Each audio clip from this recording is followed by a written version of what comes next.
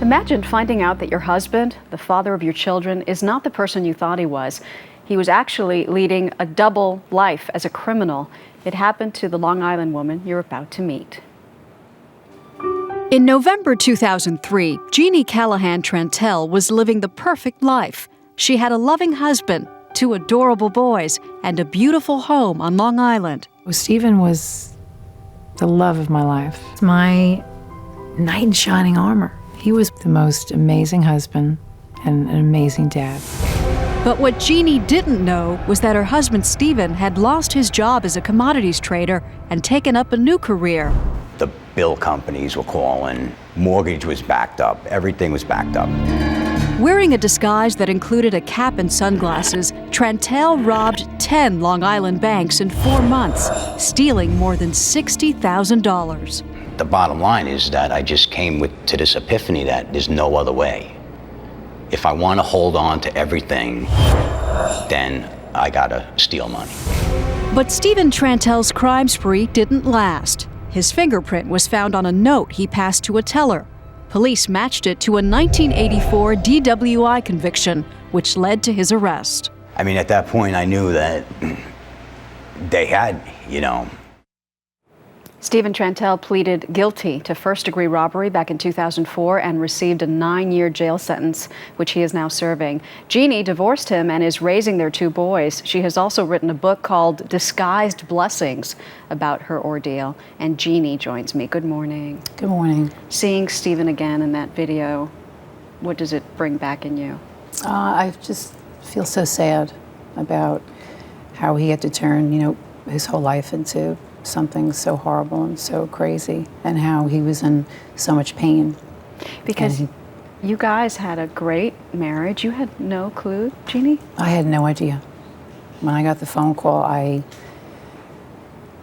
was in shock, and I still am now in shock.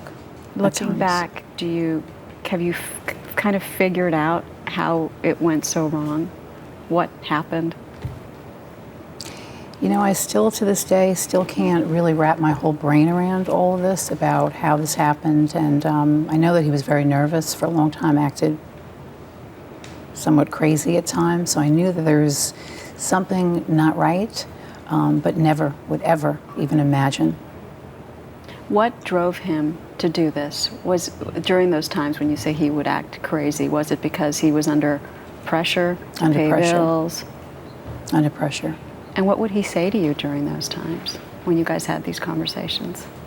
He would say things are okay, and he would kind of schmooze me over a little bit on things. So when you look at that, I believed him. You look at that surveillance video that we were just showing, you thought he was out at work because he would leave at the same time every morning? Every day in the morning he would leave for work, and that's what he would go tell out. Me that he went to work. He'd go out in a suit and tie and dress for work? Dress for work every day. Come back at the same time? I made him lunch every day in the morning. Wow. And return, there was nothing out of the ordinary about his schedule? Nothing. So tell me about that fateful moment when a wife who is blissfully unaware finds out that she's been lied to and deceived in such a horrible way. I was just crushed and crumbled, and I couldn't believe that this man that I loved and was married to him for 9 years, that this could have ever happened. What do you tell your boys? Well, the kids know. The kids know, and I tell them that it's not them, because it's him, and he loves them still. He does. What do you want people to take from your story and from your book? If I can give somebody hope right now who's watching this show, who has had any kind of problems in their life, if they're so crushed or crumbled down that they know that they have a way out.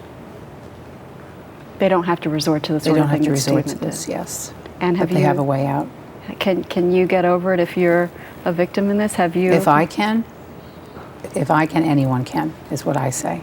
I'm glad you're doing so well, Jeanne. Thanks for sharing your story. Thank you so much.